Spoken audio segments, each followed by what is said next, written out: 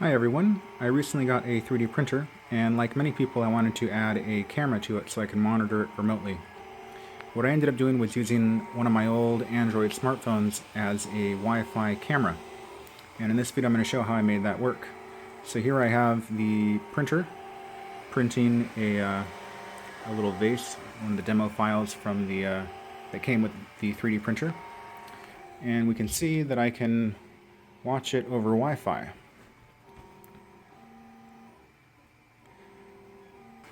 First I'll show you the Android app. It's a free download. I'll show you how to download it and how to use it. Then I will show you how to mount your phone to the printer. So I ended up 3D printing a custom mount for my old Nexus 4 phone.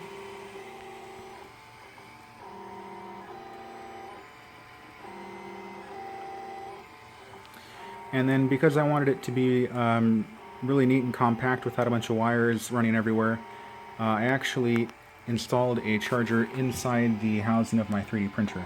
So here's the cell phone charger, and it's actually going into the 3D printer. And I'll show you how I did that. So basically, when I turn on the 3D printer, it also turns on the phone charger, which turns on the phone. Then I'll show you how to record a time-lapse video using just your web browser and a little bit of scripting. And finally, I will show you how to make it so you can access the camera over the internet, so you can monitor the 3D printer when you're away from home. First thing you need to do is install the app. There is a free app. So if you go to the Google Play Store, search for DroidCam, which I've already got right there. So DroidCam. There's two versions you might see. There's DroidCam, which is the free version, and there's DroidCam X, which I actually have installed that I paid for, which is about $4 or $5. But I'll show you the free version because I'm sure a lot of you will want to use that. So if you click install and accept. Alright, and then you can open the app, or you can just go to your home screen and it will put the app there. So that's what we just installed, the free version, and that is the paid version that I also have. So if you open up the free version, it'll start off by showing you kind of a basic introduction to how it all works. You can read that if you like. So basically, you're basically done. That's it. It will tell you the IP address and port number you need to go to. And so if you go to, with your phone on Wi-Fi, so you have to be using your Wi-Fi, you can go to your desktop or laptop and go to that address. So whatever shows here, not necessarily what my phone is showing, it will bring up the camera. So let's go take a look at that. Okay, so if you go to a computer that is on your Wi-Fi network, both your phone and your computer need to be on the same Wi-Fi network. And then you type in that IP address and port number that shows up on your phone.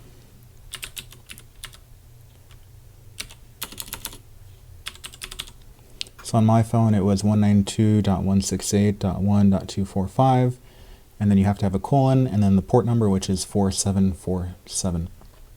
Of course, your IP address may be different, so use the one on your phone, not necessarily that one.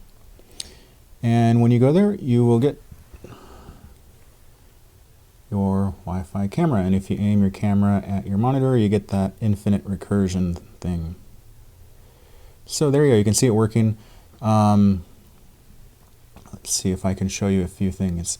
So this is the free version, and in the free version you have three options for resolution. You can do 240p, which is low resolution, 480, which is like VGA, and then 720. This 720, which is what you're seeing right now, is like the 4:3 aspect ratio, and then the 720 FHD is like the widescreen 16:9, and same with the 1080, that's 16:9. But in the free version, you can only go up to 720p with the 4:3 aspect ratio. You can't use these two options. And then, so obviously you'd probably want to use 720p because you get better pictures, but you'll get a higher frame rate if you go with a lower resolution. So for example, If I do 480, you can see it's a little bit more responsive. And if I do 240, it's basically like a video. You get pretty much what looks like about 30 FPS or close to it. And back to 720, and you can see we only get a few frames per second. And then so, let's see if I can get this all in frame.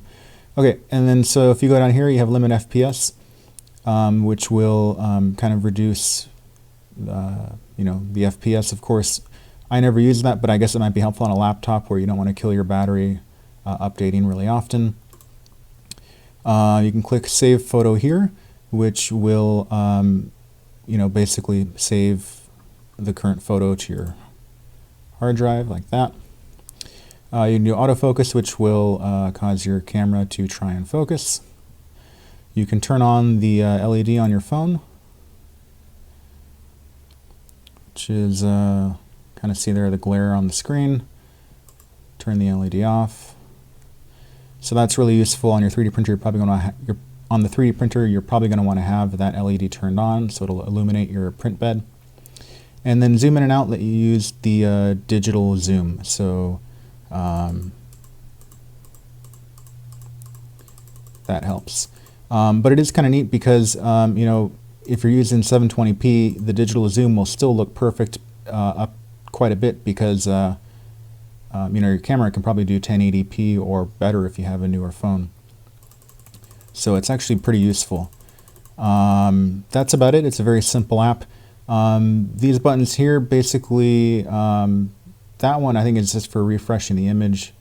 I've never had to use that. You can make the picture here bigger or smaller. So I never really had a need to do that. But like if you're trying to do like 240p to get a smoother video, you can kind of stretch it to make it easier to see.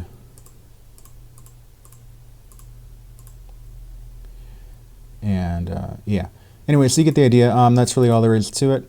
Thought I'd also point out a few options you might want to go through in the app. So if you tap the three dots, go to settings, you've got all your options. So you want to have keep device awake, you want that checked.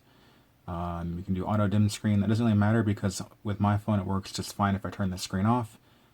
Some phones, the camera driver will actually disable the camera if you turn off the screen, so you may need to leave your screen on, in which case dimming it would help a lot. You can pick the camera. You're probably going to want to uncheck limit FPS. That will give you, obviously a smoother video, although it'll draw a little more power on your phone. If your phone is getting hot and crashing or restarting, you might want to limit FPS. If you're going to use the camera over the internet, so if you're going to expose it outside of your Wi-Fi network, which I'll show you how to do later on in this video, you probably want to set a username and password, which you can do right here. If you want to, there is the paid version, which is what I have as well, and there's a couple more settings. So there's FPS boost, which didn't really help with my phone. You can try that if you want, though. You can also change the overlay text. So if you recall, when we went to the computer and I was showing the video feed over Wi-Fi, there was a little bit of text at the top. And in my case, I just removed it with my paid app. I just deleted all the text. But you can't do that if you're using the free version. It'll say like DroidCam, I think in the top left corner. So the app is very easy to use. How do you actually mount the phone to your 3D printer? So if you want to take the easy way, you could just buy a little mini tripod, and then they also have these little tripod adapters for phones that are adaptable for different phones. And so you mount the adapter there, and you mount your phone in here, and then you just set this up next to your printer, and you're done. But of course, if you have a 3D printer, you could just make your own mount.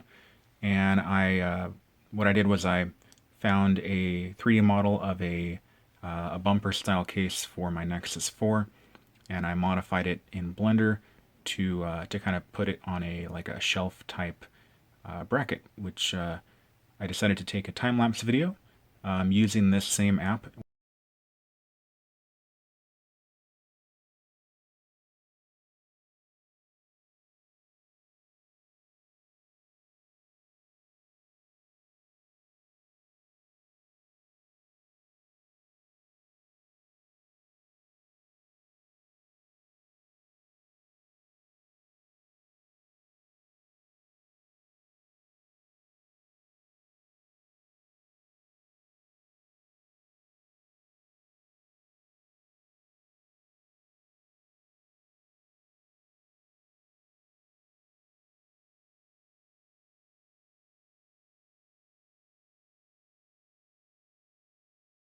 So here's the result. Looks alright.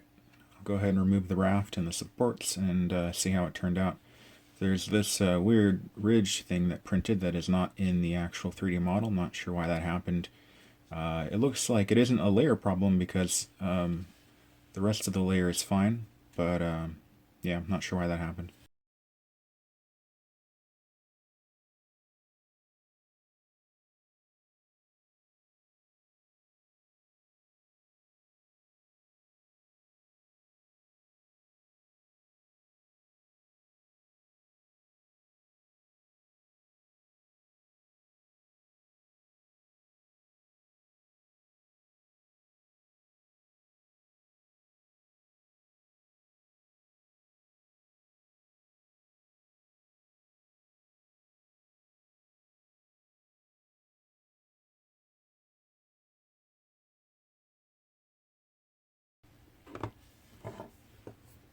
So there we have the 3D printed phone mount, and let's see how it fits my Nexus 4.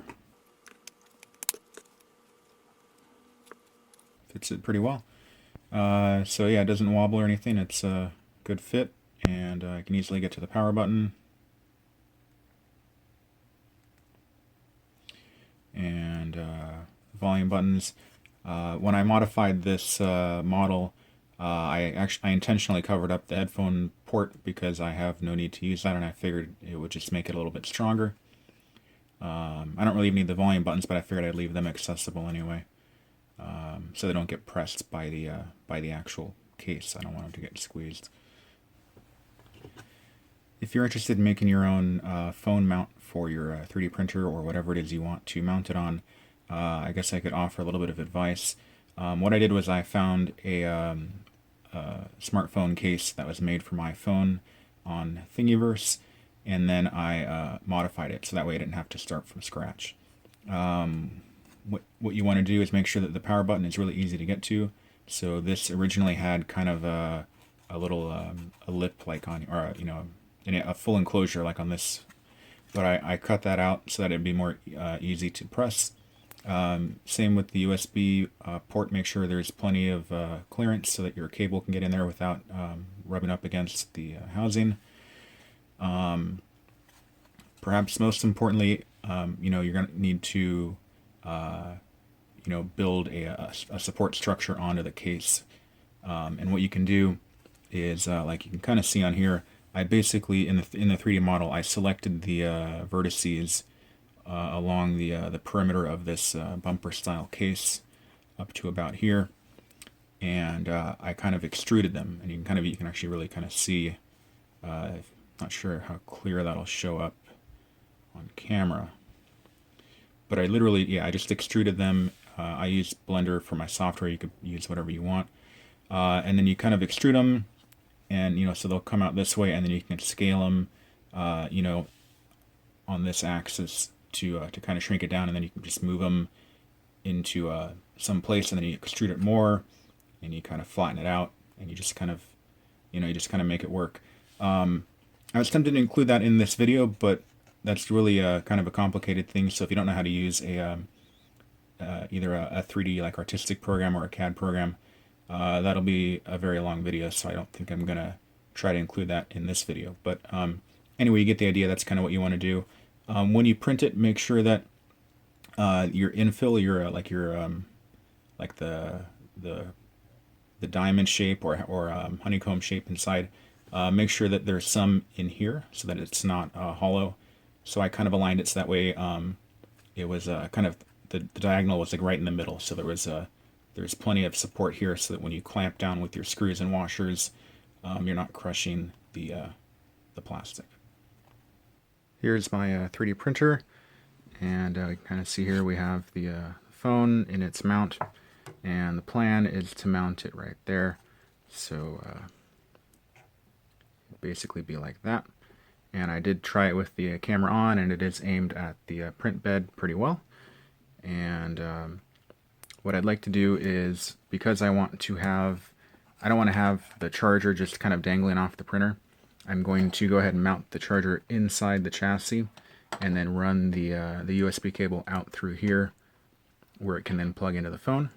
And then I'm going to wire the charger so that it is powered by the power switch right there. So that way when you turn on the printer, it will start charging the phone, and it's all neat and compact.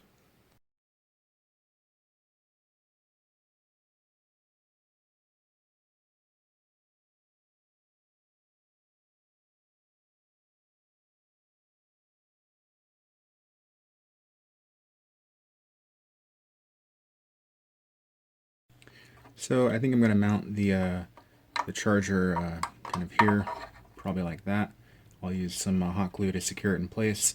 I will probably just solder some wires onto here, and of course heat shrink over that because you have mains AC right there.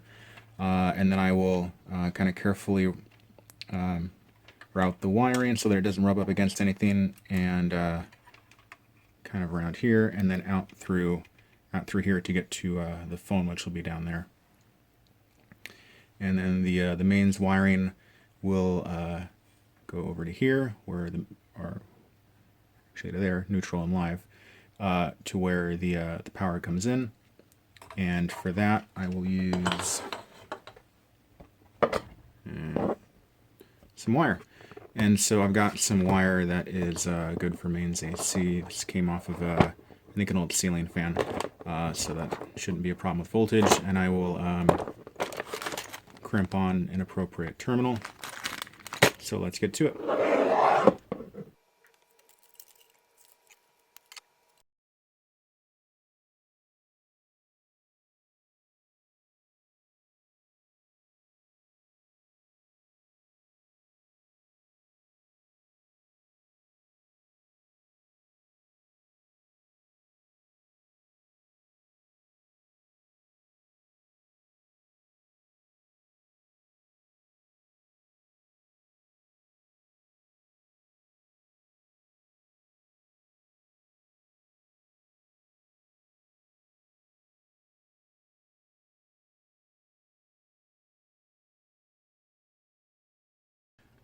So to solder to the actual mains connector, it requires kind of a higher temperature to solder to the actual metal connector.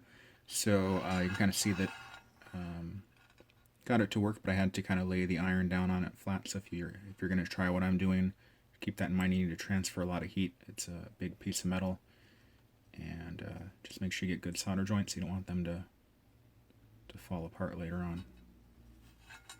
So, and then I'm going to apply. Each one is going to have 2 layers of heat shrink, just kind of as extra precaution. I wasn't sure if I might get like a point that might puncture through one layer, so I figured I'd double up on it. It's mains voltage. Why not be on the safe side?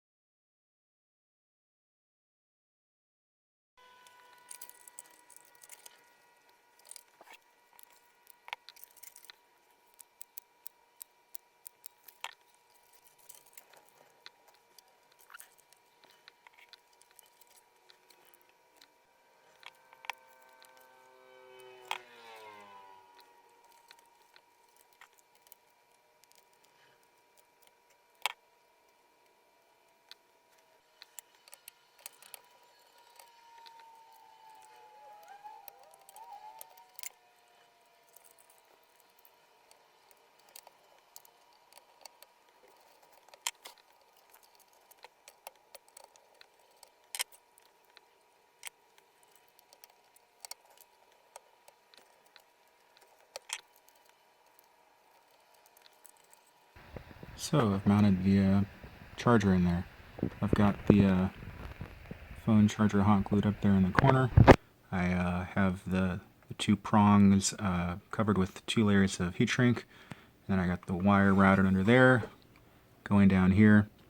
With this particular charger, it doesn't matter which one is live or neutral because it is a isolated charger. There is no ground prong. And so then I've got this hot glued in place, carefully routed so it's not near the pulley. Got plenty of clearance. And then I've got it hot glue tacked right there, and then running out through this hole where the phone will be. Make sure if you do this, make sure that these are good and tight, and that the original like the actual power input is in there secure as well, and not about to fall out or anything.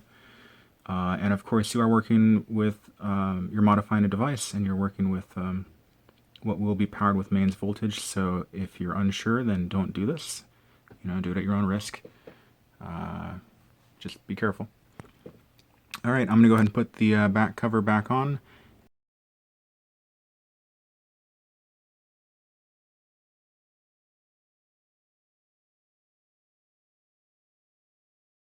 Now that it's fully assembled, let's make sure it actually works. So I'll go ahead and turn it back on, and in a couple seconds we should see an animation here, which we do. And so we know that the printer has power, and let's verify that the charger that I just installed functions properly.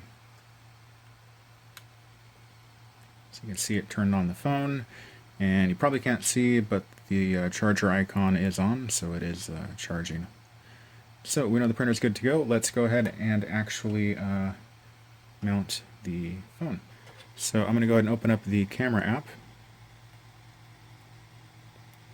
And so I'm hoping that I can get the screws to line up with that. And so ideally be around there. And that looks pretty good. I might move it just a little bit back so it's kind of centered on the bed of the printer, and it looks like that'll work.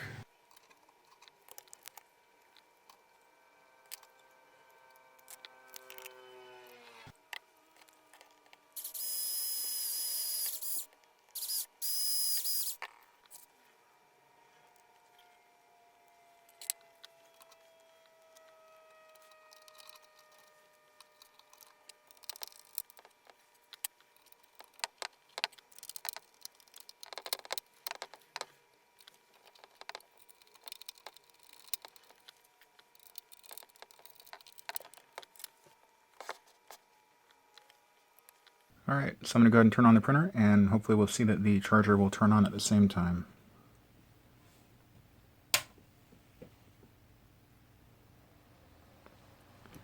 So there we go.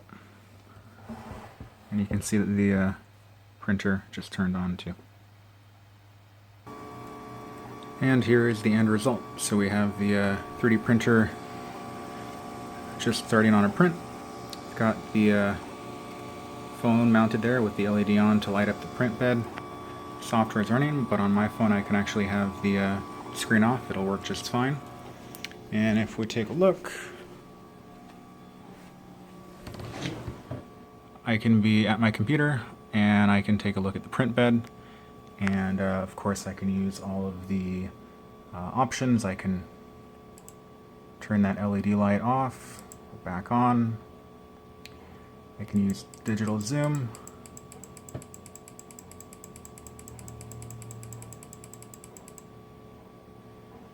Which still looks pretty good because my camera can do more than 720. And so there you go. That's really all there is to it. What I'm going to show you next are 2 things that I think some of you guys might like. So how do I do a time-lapse video? It's actually very easy.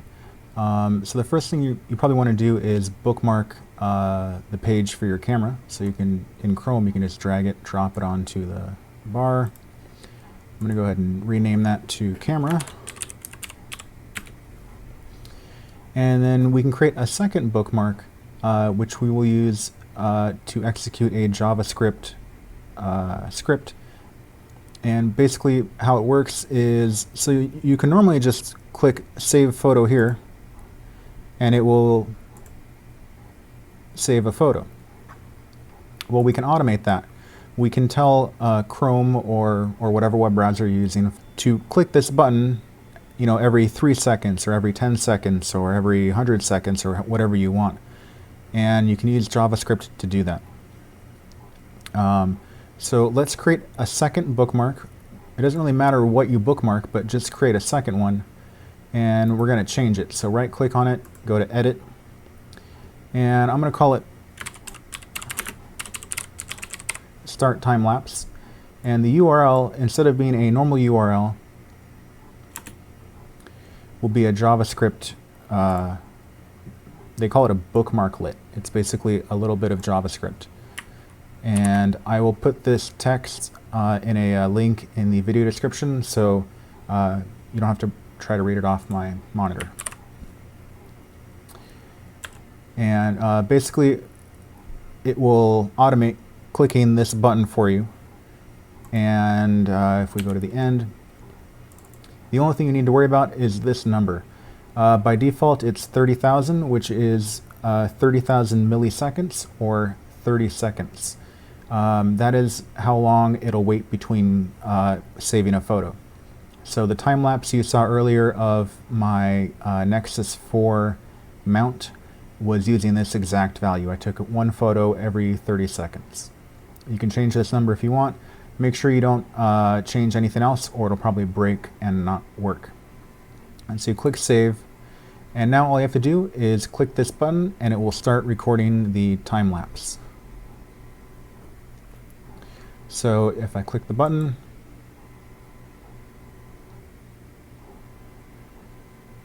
every 30 seconds it will take a photo. When you're done and you don't want any more photos to be taken, you can just close the tab and that will stop the time lapse. Very important thing to note is the first time you do this, your web browser, or at least if you're using Chrome, it will block pop-ups. And because every time you click this, there's a temporary pop-up, like you just saw. There was a little tab that popped up and then went away as it saved the photo. It won't work. And if you look here, you'll see something about pop-ups blocked. Click on that and then tell it to always allow pop-ups from this website. That's very important. If you don't do that, it will not work. Don't forget to do that, because you won't get any other warning. It's not a pop-up warning. It's just a little bit of text right here in the address bar. And if you don't see it and you don't click it, it isn't going to work and you're not going to know why. So that's how you do a time lapse. It'll save all the photos into your default download folder, which for me is the downloads folder in Explorer. And then you can literally just drag and drop those into your video editor. I use Premiere Elements, and you just drag it and drop it and you're done. Easy as that. There's plenty of free tools online to convert a series of images into a GIF or a video or whatever you want to do. So you can Google for that if you don't have a video editor. That's it. It's really easy. And for example, I'll show this is what happened for that Nexus 4 time lapse. It just created a whole bunch of files because it took I think 8 or 10 hours to print. And so you can see if I double click one of them, that was it printing the raft. And if we scroll down, and that was further along during the print. And so yeah, it's going to flood your downloads folder with all of these files. Okay, so now I'll show you how to put the camera online so you can look at the video feed from outside your home or outside of your Wi-Fi network. It's still recording the time lapse, so I'm going to stop the time lapse by clicking X. And I'll go ahead and open up Chrome again. And there we go. And so when you close out of the camera app, it'll turn off your LED to save power. You can turn it back on. You can autofocus. There we go. We're back to normal. No more time lapse. Anyway, how do you get the camera online? what you need to do is you need to set up your router for port forwarding. I'll go ahead and show you how to do that. I'll put a link in the video description as well. I have a whole video on how to set up a Raspberry Pi web server, and in that video I'll show you how to use how to get your own .com with Google domains, so you can have your own your own web address, and it'll also show you how to set up a dynamic DNS service with Google domains so that you can use your residential internet, which may not have a static IP. I'm not going to go through all that again in this video, so I'll put a link to that video in the description. In this video, I'm just going to show how to do the port forwarding. So you need to go to your router. Okay, so I'm logged into my router. It's going to be different for different routers, so it may not be exactly, or it probably will not be exactly the same for you, unless you have the same router that I do. But it'll kind of give you an idea of what to look for. Check the manual for your router to figure out how to do it. But what you need to do is port forwarding. And on my router, that would be under the Wide Area Network, or WAN. And you can go to the Virtual Server Port Forwarding tab. And here is where you can set up port forwarding. And what you need to do is you can give it a name. So, and I'm going to call it camera. Source target, you can leave that empty. The port range is the port number of your camera, which is usually 4747. And the IP would be the one of your camera, which for mine was the host name Android, but whatever it is, it'll be one of those. And then verify the IP address is actually the one used by your phone. And then the local port, you can also leave it at 47, or you need to leave it at 4747. And all you need is the TCP port. And so you click the add button and you click apply, and it's done. And so right now we have port forwarding, and if you've seen my earlier videos, you know that I've set up a Raspberry Pi web server. And so, for example, if you go to cgartwork.com, that's a old domain name that I have that I'm not really using, that I just pointed to my Raspberry Pi. And because I have port forwarding enabled, I can just add :4747. I better actually close this because only one thing can connect to the camera at a time. And we will try going here. And you get this error because it is saying that it's connected to another client. I just closed that tab, so I'll just go ahead and disconnect the other client and take over. And there we go. We are reconnected over the internet, and just like before, I can toggle the LED. Now, of course, why would you believe that this is actually over the internet? Because I'm on the same computer, I'm at home. I'll show you on my smartphone with Wi-Fi turned off, so you can see that it does actually work. I will mention though that my smartphone is actually going to be very slow because I went over my data limit, and I'm throttled down to practically 2G. It's kind of a joke, but I'll show you so you can tell that it actually does work. And if it's worth it to you, you can go through the trouble of getting your own domain and setting up dynamic DNS and then doing the port forwarding. Okay, so to verify that it is actually working over the internet and not just over my home Wi-Fi, we'll use my phone. You can see here I have Wi-Fi off, so we're just using cellular data. Like I mentioned earlier, I have went over my data caps, so it's going to be painfully slow. But if we go to cgartwork.com, where you can see cgartwork.com :4747, and we click go. Zoom in so you can actually see that. That's because I left the tab open on my computer, so I'll disconnect that and we'll try again.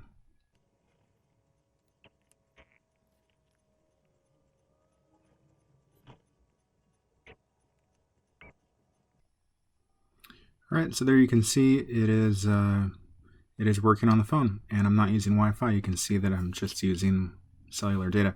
So it would be much faster if my phone wasn't being throttled because I went over my data limit, but you get the idea. It still works, and of course you can turn on the LED, you can zoom in, you can save photos just like you can at your desktop. And after a second, there you go. So the LED came on. Anyway, so you see that it works. There you go. I would recommend that you not leave your 3D printer unattended. You know, they're a device that is intended to get hot. They melt plastic to 3D print, so there's always a risk of fire. I would only use this if I was going to have somebody else at home and I was just going to go out, run an errand real quick so that I could keep an eye on it. But it's up to you. Be safe. It's your risk. Hope you enjoyed the video. If you have any questions or comments, leave them down below. And hope you found this video helpful. If you know anybody that might benefit from it, please share a link with them.